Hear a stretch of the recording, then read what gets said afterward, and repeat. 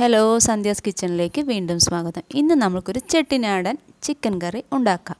അതിന് വേണ്ട അരപ്പ് തയ്യാറാക്കാം. അതിനായി 1 കപ്പ് തേങ്ങ ചിരവിയത്, കുറച്ച് കുരുമുളക്, പെരിഞ്ചീരകം, ഒരു 10 ഉണക്കമുളക്, വെളുത്തുള്ളി, ഇഞ്ചി, പട്ട, ഗ്രാമ്പു.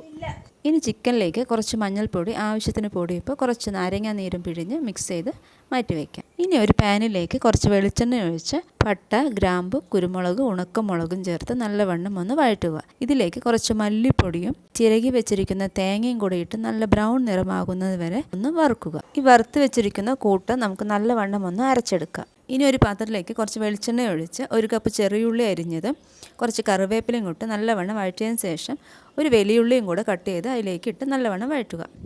ഇനി ഇതിലേക്ക് മാറ്റി വെച്ചിരിക്കുന്ന ചിക്കനും അരച്ച് വെച്ച കൂട്ടും കൂടെ ഇട്ട് നല്ലവണ്ണം ഒന്ന് വഴറ്റിയതിന് ശേഷം അതിലേക്ക് ഒരു 2 ഗ്ലാസ് വെള്ളവും ഒഴിച്ച് ആവശ്യത്തിന് പൊടിയും ഉപ്പും ഇട്ട് നല്ലവണ്ണം ഒന്ന് വേവിച്ചെടുക്കാവുന്നതാണ്.